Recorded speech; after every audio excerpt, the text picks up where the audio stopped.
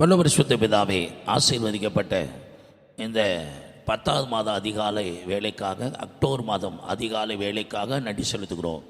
9 மாதங்கள் கிருபையாய் காத்து வந்தீரப்பா. எங்களுடைய ஊழிய பாதையில், ஜீவியத்தில் சபையாரை எங்களையும் நடத்தி வந்தீரப்பா. எத்தனையோ சூழ்நிலைகளில், வேலை ஸ்தலங்களில், பிரயாணங்களில், ஊழிய பாதையில், குடும்ப காரியங்களில் எல்லாவற்றிலும் அது கரை இருந்ததப்பா. நடத்தி வந்தீர், அனுதினமும் நடத்தினீர், நன்மையாக நடத்தீர், சுகம் தந்தீர், பலன் தந்தீர், விடுதலை கொடுத்தீர். வியாதி நேரத்தில் மருத்துவராக, பசியோடு இருக்கிற போஜனம் கொடுக்கிறவராக, நன்மை செய்கிறவராக ஆண்டவரே எங்கள் வாழ்க்கையில் 9 மாதங்களும் ஆண்டவர் நீ பாராட்டின கிருபை எவ்வளவு மேலானதுப்பா. நிற்பதும் நிர்மூலமாகாதிருப்பதும் தேவனுடைய சுத்த கிருபப்பா. இந்த கால வேளையில் இந்த புதிய மாதத்தை இந்த ஆன்லைன் மூலமாய் வாக்குத்தத்தத்துக்கு காத்திருக்கிற பிள்ளைகளுக்கு நீர் புதிய மாதத்தில் வாக்குத்தத்தத்தை கொடுத்து ஆசீர்வதிக்க நாங்கள் ஒப்பு கொடுக்குறோம்ப்பா. இந்த ஆன்லைனில் இருக்கிற எல்லா பிள்ளைகளையும் ஆசீர்வதிங்கப்பா. ஒவ்வொரு மாதமும் வாக்குத்தத்தத்தை கொடுத்து ஆசீர்வதித்த தேவன், நடத்தின கர்த்தர் திரியேக தேவன், இந்த 10வது மாதமும் இந்த அக்டோபர் மாதமும் நீ நடத்தும்படி நான் ஒப்பு கொடுக்குறோம்மா. அநேக தேவைகள், நன்மைகள், எதிர்பார்ப்புகளாக இருக்கும். இந்த வார்த்தையை கொடுத்து நீங்கள் மகிமைப்படுத்துங்க. பெரிய காரியச்சிங்க. இதில் பங்கு பெறுகிற மக்களை இயற்கை கால சாதகமாக கன்னடத்தடையெல்லாம் கிடைத்து இந்த வீடியாடி இருக்கிற பங்கு வர ஒவ்வொரு பிள்ளைகளையும் ஆசீர்வதியும். இந்த செய்தி ஆன்லைனில் கேட்குற ஒவ்வொரு பிள்ளைகளையும் ஆசீர்வதியும். இந்த வாக்குத்தத்தம் வாழ்க்கையில் அவர் சுதந்திரிக்க நீர் கிருபை செய்வீராக. எதிரான கிரியில முறிய அடித்து போடுவீராக. இயேசு கிறிஸ்துவின் ஜெபிக்கிறோம் ஜீவ நல்ல பிதாவே, ஆமேன். அல்லேலூயா, அல்லேலூயா, அல்லேலூயா. ஒரு மாதமும் இந்த வாக்குத்தத்தத்தை கேட்டு ஆசீர்வதிக்கப்பட்டு வரை விசுவாசிக்கிறேன்.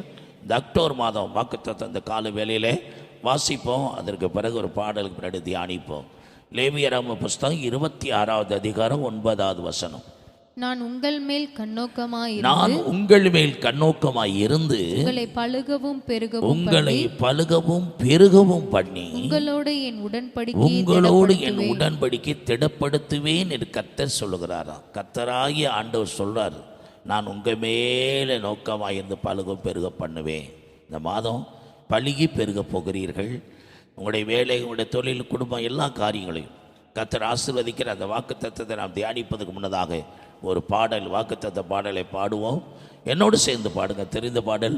நாம் ஒருமித்து கர்த்தருடைய நாமத்தை மகிமைப்படுத்துவோம்.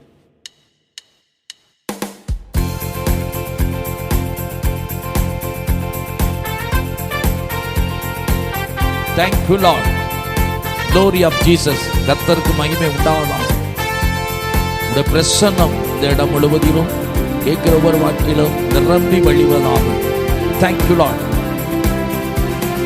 தலை சாய்க்கும் கல் நீரையா, மூளை கல் நீரையா, தலை சாய்க்கும் கல் நீரையா, மூளை கல் நீரையா, ஏன் பெத்தே வானத்தின் வாசல்,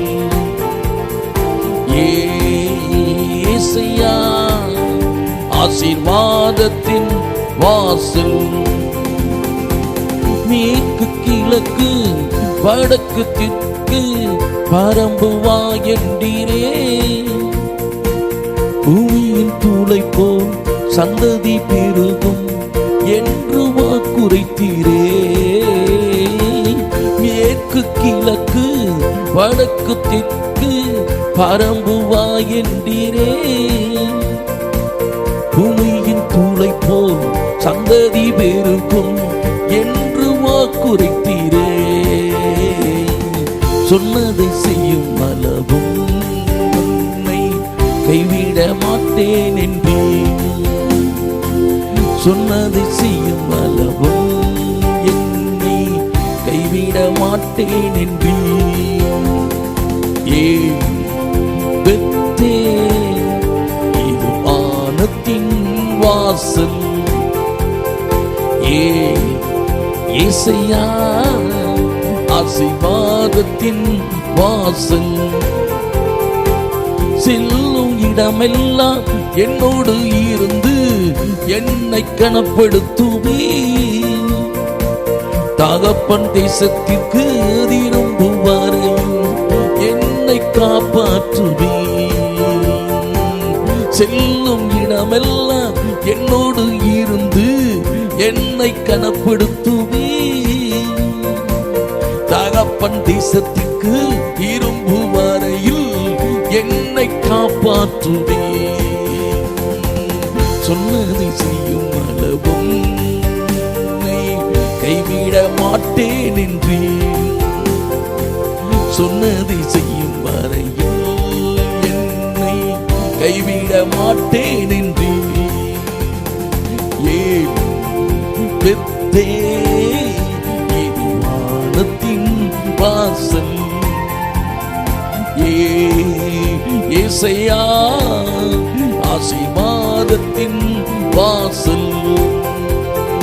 தலை சாய்க்கும் கண்ணீரையா, மூளை கண்ணீரையா, நான் நம்பி தலை சாய்க்கும் கண்ணீரையா, மூளை கண்ணீரையா. பெத்தே இது வானத்தின் வாசல், ஏசையா ஆசீர்வாதத்தின் வாசல். துதிக நாம் மகிமையெல்லாம் திரியேக தேவனுக்கு உண்டாவதாக. தொடர்ந்து கர்த்தருடைய வார்த்தையை தியானிக்க போவோம். லேவியராம புஸ்தகம் 26:9 இந்த மாத வாக்கு தத்தத்தை வாசிக்க. நான் உங்கள் மேல் கண்ணோக்கமாயிருந்து உங்களை பலுகவும் பெருகவும் பண்ணி உங்களோட என் உடன்படிக்கையை திடப்படுத்துவேன். இந்த மாதத்திற்கு கர்த்தர் சொல்றாரு, நான் உங்கள் மேல் கண்ணோக்கமாக இருந்து உங்களை பழுகவும் பெருகவும் பண்ணி நான் உங்களோடு இருக்கிற என் உடன்படிக்கை திடப்படுத்துவேன். ஆண்டவர் இந்த பூமியில் எத்தனையோ கோடி மக்களை சிருஷ்டித்தார். அவருடைய சாயலால் அந்த கூட்டத்திலிருந்து ஒரு வகை ஜனத்தை அவருக்காக தெரிந்தெடுத்து பிரித்தெடுத்தாரே, அந்த கூட்டத்தில் இருக்கிற இஸ்ரவேல் ஜனத்துக்கு சொன்ன வாக்குத்தை அதே புதிய ஏற்பட்ட காலத்தில் நாம் எல்லாரும் இயேசு கிறிஸ்து ரத்தத்தினால் கழுவப்பட்டு நீதிமானாக்கப்பட்ட ஆவிக்குரிய இஸ்ரவேலர்கள்.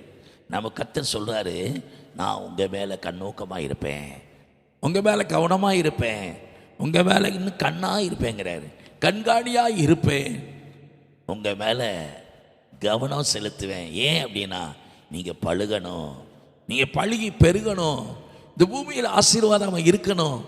அதுதான் என்னுடைய விருப்பம். ஏன்னா 24:1 சொல்கிறது, இஸ்ரவேலை ஆசீர்வதிப்பதான் கர்த்தருக்கு பிரியம். பாலாக்கு கொடுக்குற பணத்தை ஆசைப்பட்டு பீலையாம் தீர்க்கதரிசி சபிக்க வந்த போதும் அந்த பீலையாமிட குறுக்கிட்டார் ஆண்டவர்.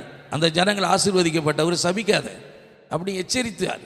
அதே போல் தேவ பிள்ளையே, நம்மளை சபிக்க நினச்சவன், நம்மளை விரோதிக்க நினச்ச எல்லாரையும் எச்சரிப்பார் ஆண்டவர். அதனால் நீங்களும் நானும் பழுகி பெறுவதான் ஒரு நோக்கம். ஒரு வேளை உங்களுடைய வாழ்க்கையில் எந்த நன்மை இல்லாமல் இருக்கிறீங்களோ, உங்களுடைய பிஸ்னஸில், உங்களுடைய விவசாயத்தில், திருமணமான பிள்ளைகள் வாழ்க்கையில் சந்ததி இல்லாமல், திருமணம் ஆகாமல் காத்திருக்க வாலிப தம்பி தங்கச்சிவார் யாராக இருந்தாலும் இந்த மாதத்தில் கர்த்தர் சொல்கிறாரு, நீ பழுகி பெறுவதான் என் நோக்கம். நீ தனிமையாக இருப்பது தேவனுக்கு விருப்பம் கிடையாது. ஏற்ற துணையை தருவார். ஏற்ற காலம் வரும், அந்த துணையை தந்து அதன் மூலமாய் உன்னை ஆசீர்வதித்து பழுகி பெருக பண்ணுவார். உன் மேலே, உன் வாழ்க்கையை குறித்து, எதிர்கால திட்டத்தை குறித்து ரொம்ப கவனமாக, ரொம்ப கேர்ஃபுல்லாக இருக்கிறார் ஆண்டவர். உங்களை என்னை உயர்த்துவதுதான் அவருடைய நோக்கமே. அந்த அனந்த ஞானம், அவர் வைத்த கிருபை, அவர் நம்ம மேல் வைத்த அன்பை புரிஞ்சு கொள்ளுங்க. சோர்ந்து போகக்கூடாது, தளர்ந்து போகாதீங்க. ஆனால் ஆண்டவர் நமக்கு என்ன கட்டளை கொடுக்குறாரு?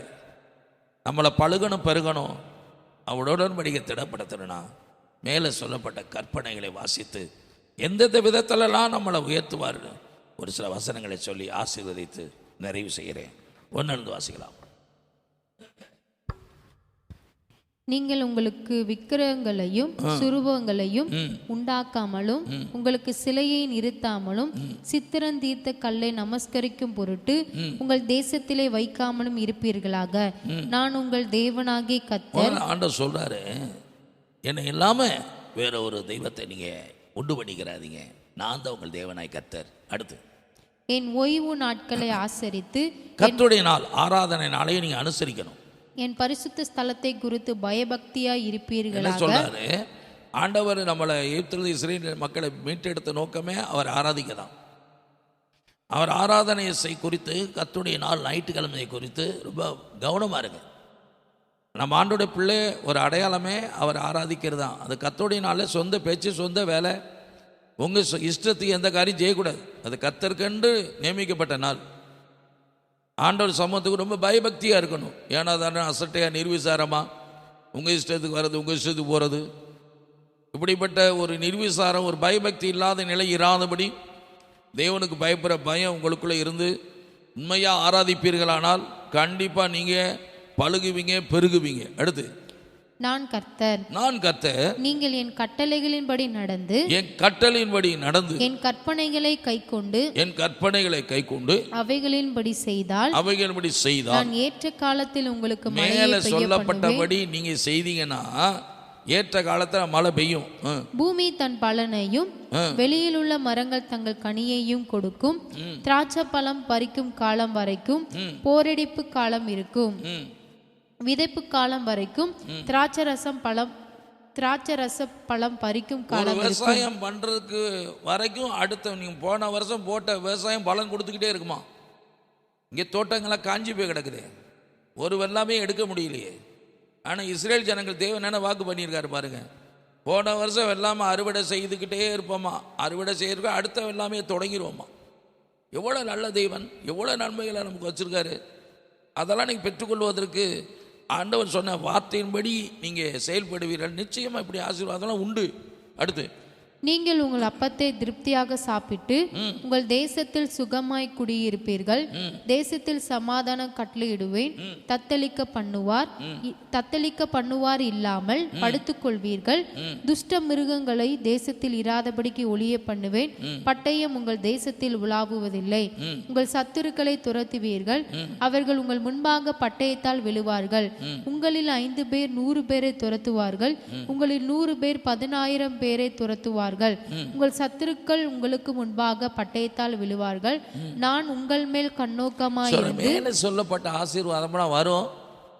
யாரும் உங்க வளர்ச்சியை தடுக்க முடியாது. உங்க எதிராளிகளை நீங்களே துரத்துவீங்க.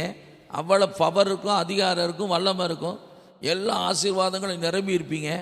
அப்படிப்பட்ட ஆசீர்வாதத்தை சுதந்திரிக்கிறதுக்கு தான் நீங்க அழைக்கப்பட்டீங்க. அப்படிப்பட்ட ஆசீர்வாதத்தை நீங்க பெற்று அது மூலமா நீங்க பழகி நீ பெருகணுமா. நமக்கு தேவன் நீ ஆசீர்வாதத்தை கொடுக்குறாரு. நீ பழுகணும், பெருகணும், தேசத்தை நிரப்பணும், தேசத்துக்கு ஆசீர்வாதமாக இருக்கணும், தேசத்தின் மக்களுக்கு நன்மை செய்யணும், நல்லவனாக இருக்கணும், நல்லதெல்லாம் செய்யணும். இதுக்கு தான் நம்மளை ஆசீர்வதிக்கிறாரு. நாம் மட்டும் வாழ்வதற்கு அல்ல, பலரை வாழ வைப்பதற்கு தான் ஒரு தேவனுடைய பிள்ளை தேவன் ஆசீர்வதிக்கிறார்.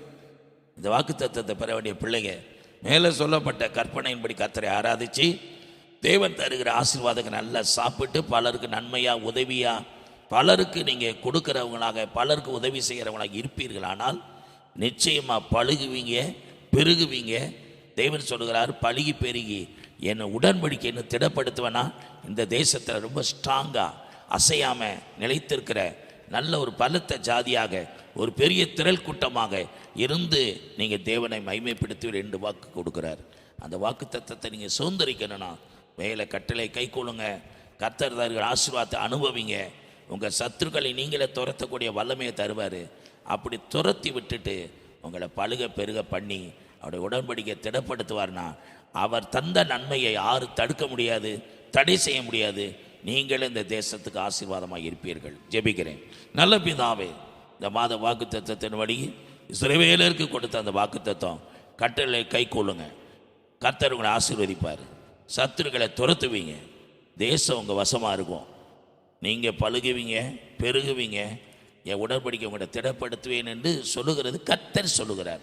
அந்த வார்த்தையின்படியே இந்த மாதம் இல்லை, வருடம் முழுதும் வாழ்நாள் முழுதும் தேவன் இப்படிப்பட்ட மகிமை உங்கள் வாழ்க்கையில் நம்முடைய வாழ்க்கையில் தந்து அவர் மகிமைப்படுவாராக. தேசத்திற்கு ஆசீர்வாதமாய் நாம் காணப்பட கர்த்தர் உதவி செய்வாராக. இயேசு கிறிஸ்துவின் ஜெபிக்கிறோம் ஜீவன் நல்ல பிதாவே. என் ஆத்மாவை கர்த்தரை ஸ்தோத்திரி, என் முழுவலுமே கர்த்தரை பரிசுத்த நாமத்தை ஸ்தோத்திரி. என் ஆத்மாவை கர்த்தர் செய்த சகல உபகாரம் மறவாதே. கர்த்தராகிய இயேசு கிறிஸ்துவோட கிருபையும் பிதாவாகிய தேவன் அன்பு பரிசுத்தானி பாதுகாப்பு பராமரிப்போம் இயேசு கிறிஸ்து அவருடன் நடித்து காப்பதாக. ஆசீர்வதிக்கும் தேவன் நம்மை ஆசீர்வதித்தாரே. துதி ஸ்தோத்திரம் இயேசுநாதா, துதி உமக்கே என்றுமே. ஆசீர்வதிக்கும் தேவன் நம்மை ஆசீர்வதித்தாரே. கர்த்தர் ஆசீர்வதிக்க கடவர். தேவன் முகத்தை பிரசன்னமாக்க கடவர். அல்லேலூயா, அல்லேலூயா, அல்லேலூயா.